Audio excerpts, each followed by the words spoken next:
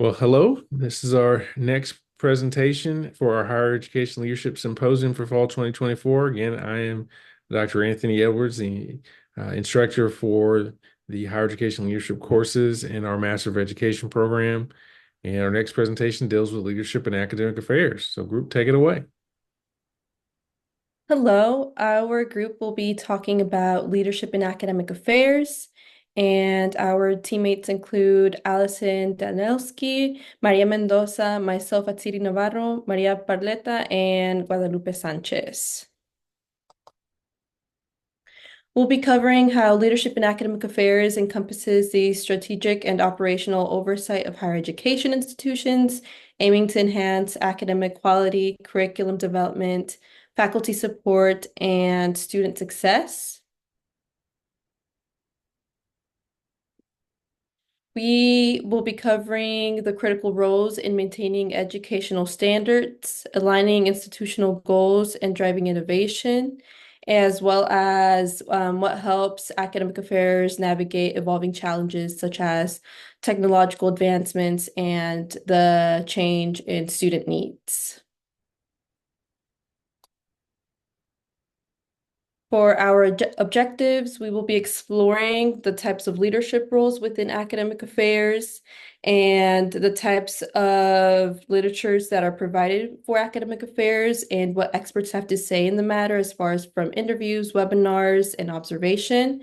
And we will be highlighting the examples of effective leadership strategies from institutions that foster innovation, collaboration, and academic excellence. And for our literature review, we focused on six main topics, the first three being policies and standards, emotional intelligence, and strategic leadership on academic program development. For policies and standards, a lot of the literature focuses on the types of leadership styles that are used within academic affairs and the day-to-day operations that might be focused on within that department, such as creating courses, the grading policies, and crisis management. And then along with the operational factors, you also have to include the relationship factors within academic affairs. So things such as emotional intelligence and how an individual or a leader can use their relationship building skills to align their goals with the team. And then for strategic leadership, we will be focusing on how making decisions and what types of leadership programs someone might need in order to overcome certain challenges.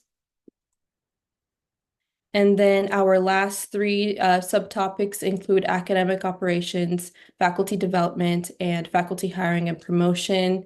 For academic operations, we will be talking about how leaders within academic affairs track their progress, what it's like on the data side of things, not just the relationship side of things.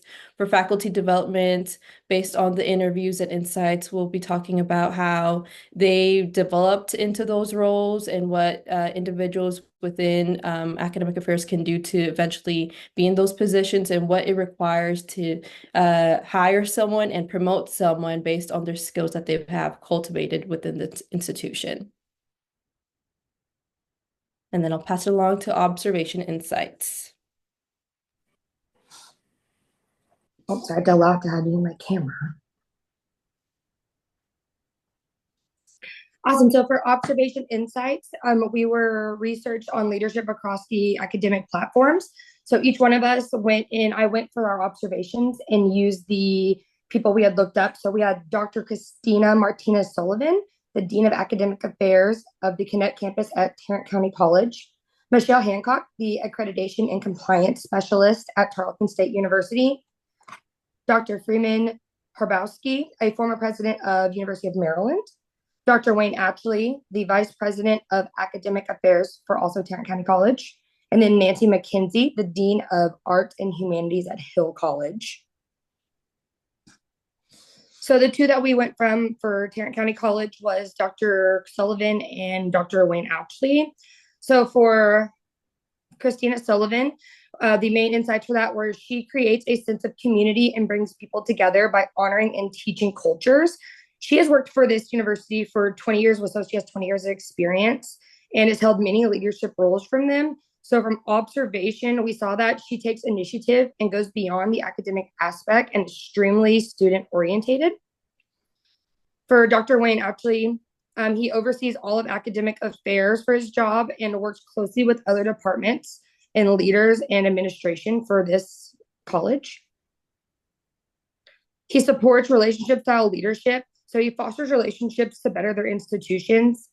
And he knowing your staff and motivates them to appreciate and want to do their job. So that's why he uses for relationship style. He believes in transparent communication. And for stakeholders planning, he comes from a software development background, and his solutions for solving problems comes from the ADDIE or ADDIE model. So that's going to be analyze, to develop, to design, to implement, and to evaluate. And that's how he applies that to his software. Oh my goodness, I'm so sorry. His software development background. So to analyze, you find the problem. Develop, you go and create ideas for your solution. Your design, so you design a plan and decide which direction you want to go for that. Implement, so he implements a plan for his actions. And then evaluate, so you evaluate your result and see if your implementation results for your outcome. For Nancy McKenzie, the Dean of Arts and Humanities at Hill College, she covers many roles beyond her own career. So she manages all faculty and staff in academic programs under Arts and Humanities. And she also manages campuses, so Burleson, Hillsborough, and Cleburne. She covers many roles, though, beyond these in her career and helps closely work with administration to ensure they are all in compliance to their mission, their vision, and their overall goals. She prioritizes communication, such as she meets regularly with faculty and people of the community to build connections within her community. She does this by attending city meetings, supports student study groups, and encourages other people on her teams to also do this to help benefit their institution. And then doing this betters their institution. This is how she shows servant leadership as well, by putting others' needs before her own and making sure she serves others. Next is going to be Michelle Hancock. She is the accreditation and compliance specialist at Tarleton State. Her main goal in her career field is to serve and coach future leaders. She does this and devotes her time to building successful leaders in education. She does this in public speaking, such as the TXAHEA Beyond Compliance seminars, as part of a woman's mentoring executive team. Oh my goodness, I cannot talk. I'm so sorry. And passionately fulfills her roles in her job as the accreditation compliance specialist. In her platforms online, she had posted how she supports Dr. David Wyeth's ideas of 8 archetypes of leadership. These archetypes explain how a great leader is well-rounded and are able to meet all the needs of those they lead, such as staff or students. Great leaders should be capable of prioritizing direction and are able to handle stress and understand what it's like to be in a sticky situation. They possess determination to achieve their goals. You are successful deal makers. You show creativity. You bring out the best in your team and greatly influence and are an amazing communicator. She's also heavily involved in the community, and her presence in her social media platforms help her stance on the importance of emotional intelligence and how understanding those and how you lead is what makes you a successful leader.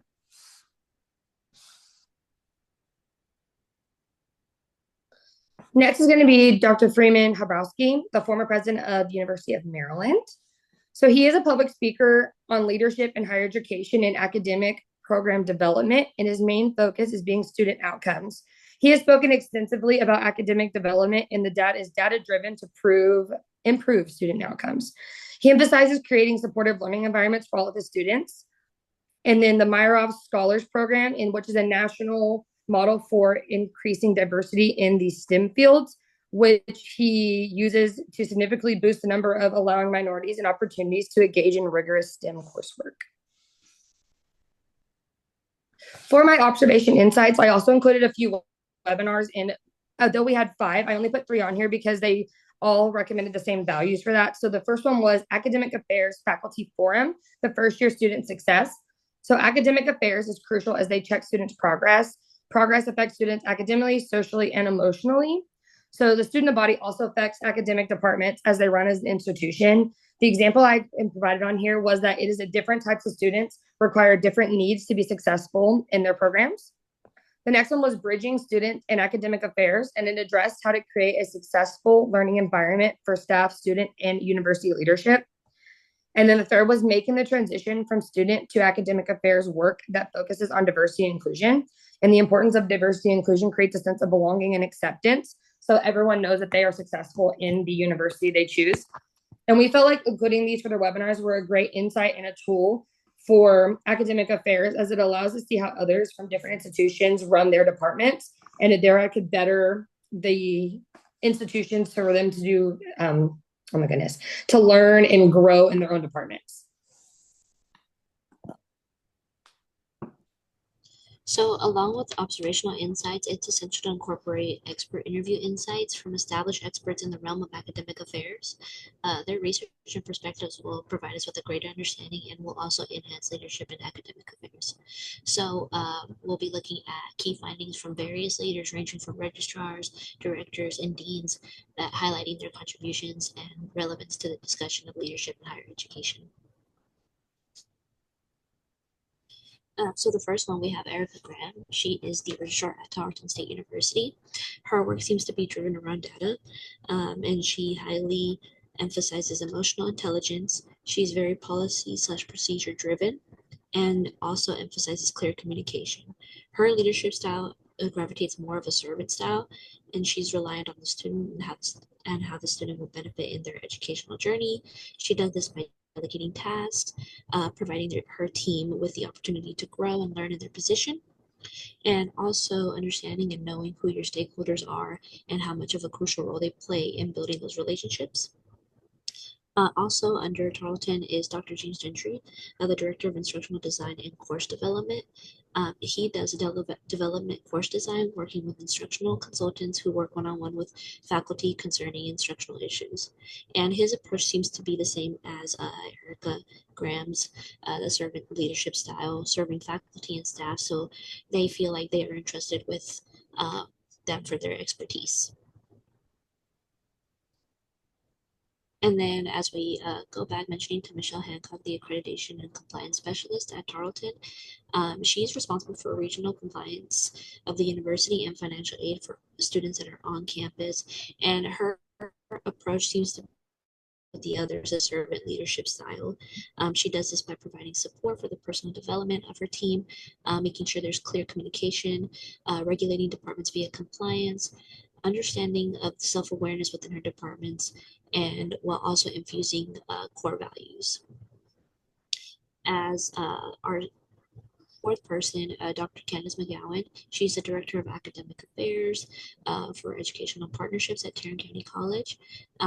For her understanding, she requires an application of all leadership theories, establishing clear communication between internal and external stakeholders. Her main emphasis was that she could not isolate leadership theories to anyone. All she really can say is do your best to lead where you are and empower your team to lead from where they are by highlighting their strengths to deliver quality programs. And then we also have Nancy McKenzie, the Dean of Instruction of Arts and Humanities at Hill College.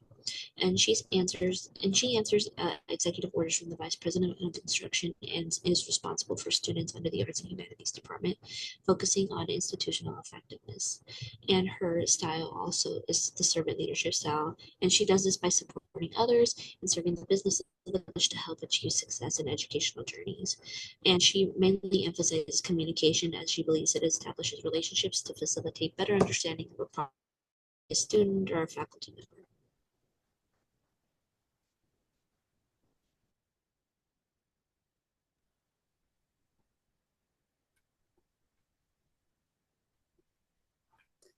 Okay, so among the best practices or examples in academic affairs include faculty development, communication, and student success. So for academic leaders, in order to enhance professional development, they need to grant professional growth, acknowledge and reward exceptional teaching, which all contribute to maintaining and exceeding in academic success and promoting student success as well. Effective communication is also crucial in academic affairs because it allows academic leaders to clearly articulate vision and inspire others to unite and move towards a common goal. Therefore, implementing a positive and educational environment with successful communication skills, which create an environment of transparency and trust. Student success in academic affairs, they focus on enhancing and achieving student success by supporting faculty, improving academic experience, collaborating with student affairs, and providing students with mentoring opportunities. The institutions across the United States have established support programs like peer-to-peer support systems that offer student mentorship, which allows the students to have a sense of belonging in their academic journey.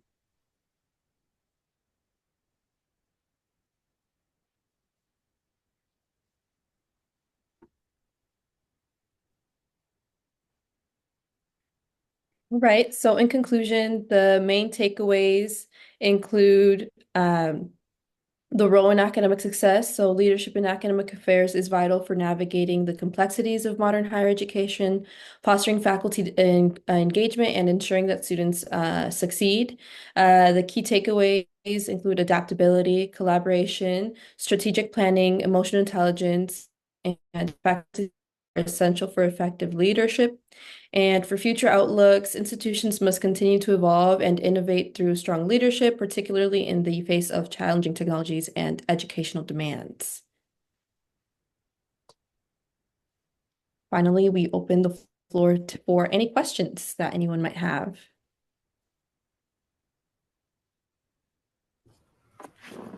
So I have one question because I noticed, or I mean, it's what we're looking up, but you guys all talked about being the effective leaders and all that. What did you find out anything regarding, say, faculty members are not helping assist in student success, how they would handle that situation? At what point do they say, like, all right, so this is no longer working out with that faculty member? Are you referring to like the faculty member helping students, or is it like a problem with another coworker? With students. So I'll just give a brief example. I had a friend who was working on their master's. They were at another university. The teacher and he had me look at some of his stuff, and I was like, wow, this is wild. But he said they weren't being successful. The class actually started like a separate chat, and they were all saying how nobody feels like it's successful. So they reached out to the department head, and the department head was basically like, we'll just study harder. And so people actually, like, he left and actually transferred to Tarleton to complete his degree. But there was like 6 people that left with him. And I was just curious because I know like how you guys are viewing it, but I was wondering at what point does a leader say like, all right, something has to change here? Was there anything that you guys found relating to that? I can definitely speak for the interview that I had with Erica Graham. She is the registrar at Tarleton State University, and her job consists of basically emailing the students when they have a fee due or their classes need to be addressed or dropped or changed or anything like that. And so a lot of her work is on the data side, but she does interact with students. So most of the time when students talk to her, it's because they have a problem. So she always she mentioned how she always does her best to address the problem immediately and find a solution instead of leading or recommending that the student talks to someone else. So as far as her side of academic affairs, she tries to fix the problem one-on-one and immediately. But then if it doesn't work, or if the student can't drop the class, or there's circumstances where they need to drop the class, but they pass and things like that, then she passes it along to someone above her. But I can speak for that. I don't know if anyone else would like to share from their interviews, if they had similar experiences or examples.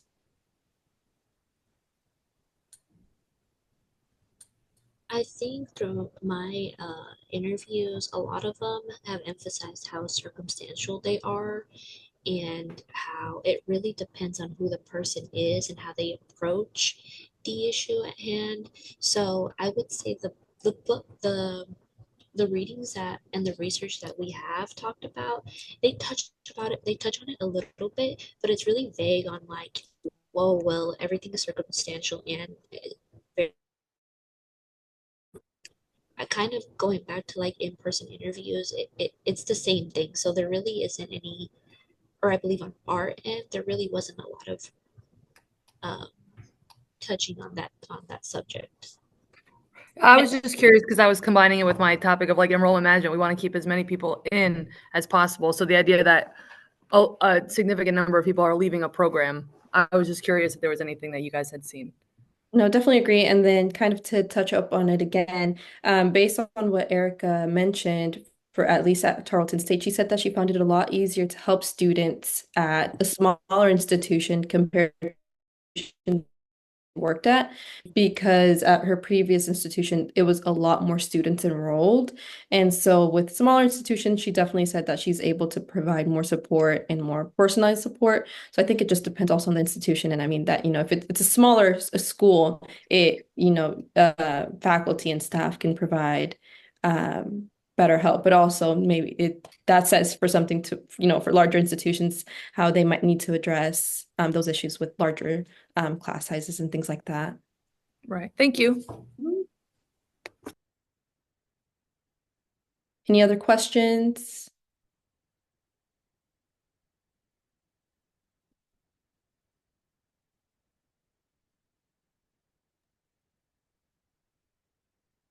Outstanding job. I appreciate your analysis of academic affairs. I also enjoyed that integration of enrollment management, because there is a lot of interplay between the two divisions, and so I enjoyed that piece of the discussion. But great job. Thank you.